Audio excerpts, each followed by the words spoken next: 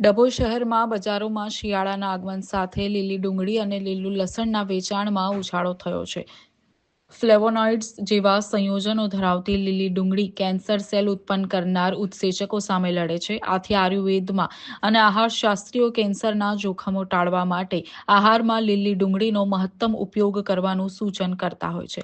એટલું જ નહીં, હાડકાં, પેટ સંબંધિત બીમારીઓ, ઝાડા, કબજિયાત અને અન્ય સહિત કોઈપણ જઠરને લગતી સમસ્યાને હળવી કરવા માટે, હાઈ બ્લડ પ્રેશર, મોટાપા અને બ્લડ શુગર લેવલને નિયંત્રિત કરવા માટે, ઇન્સ્યુલિનનું સ્તર વધારવા માટે, આંખની તંદુરસ્તી માટે સારો વિકલ્પ ગણાતી લીલી ડુંગળીમાં 6 જેટલા વિટામિન્સ હોય છે. આથી જ શિયાળામાં સ્વાસ્થ્યવર્ધક ગણાતી લીલી ડુંગળીના વેચાણમાં વધારો જોવા મળી રહ્યો છે. ડભોઈ શહેરમાં શાક માર્કેટમાં લીલી ડુંગળીના ભાવમાં ₹80 થી લઈને 100 કિલોના ભાવે તેમજ ₹10 અને 20ની જુડી સ્વરૂપે વેચાઈ રહેલી છે. ડભોઈ શહેર મથકોમાં લીલી ડુંગળીનું મોટા પાયે ઉત્પાદન થાય છે. હમણાં શિયાળાની ઋતુ ચાલુ થઈ ગઈ છે.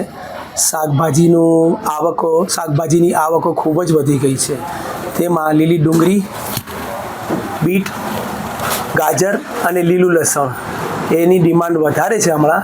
અને આ વસ્તુઓ શિયાળામાં ખાવાથી ખૂબ જ ફાયદો થાય છે. અને બીજી વસ્તુઓની બી બહુ જ આવકો થઈ ગઈ છે, જેવી કે તુવેર છે, ટામેટાં છે, ફુલાવર છે, કોબીજ છે, મેથીની ભાજી, પાલક, બધી વસ્તુની આવકો વધી ગઈ છે.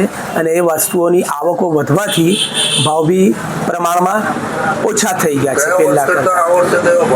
ગયા વર્ષ કરતાં આ વર્ષે અડધો જ ભાવ છે. તમારે લીલી પ્યાજ છે, લીલી ડુંગળી છે, તમારે લીલું લસણ છે, બધી વસ્તુઓનો ભાવ હમણાં ઓછા છે. એની આવકો બી ખૂબ જ વધી ગઈ છે. અને હમણાં લીલી ડુંગળી તમારે ₹40 કિલો છે, બીટ તમારે ₹40-50 કિલો છે, ગાજર બી તમારે ₹40-50 કિલો છે. અને લીલું લસણ તમારે થોડું મોંઘું છે, એની આવક થોડીક ઓછી છે, એ બી તમારે ₹300-350 કિલો થઈ ગયું છે. અને તુવેરો બી તમારે ₹60 કિલો થઈ ગઈ છે. તમે ફ્લાવરના ભાવ બી તમારે એકદમ ઘટી ગયા છે, અડધો ભાવ થઈ ગયો છે. ફ્લાવર બી તમારે ₹40 કિલો થઈ ગયું છે, કોબીજ બી તમારે ₹40 કિલો થઈ ગયું છે, મેથીની ભાજી, પાલક વગેરે બધી છે ને ₹40 કિલો થઈ ગઈ છે.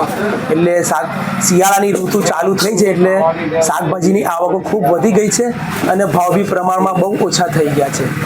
અને એ બધી વસ્તુ હમણાં શિયાળામાં બહુ ગુણકારી વસ્તુઓ છે, ખાવાથી બહુ જ ફાયદો થાય છે. તમારે ટામેટાં, બીટ, ગાજર, કાકડી એ બધું વસ્તુઓ તમારે સલાડમાં બહુ જ વપરાય છે અને એ બધી ગુણકારી વસ્તુઓ છે.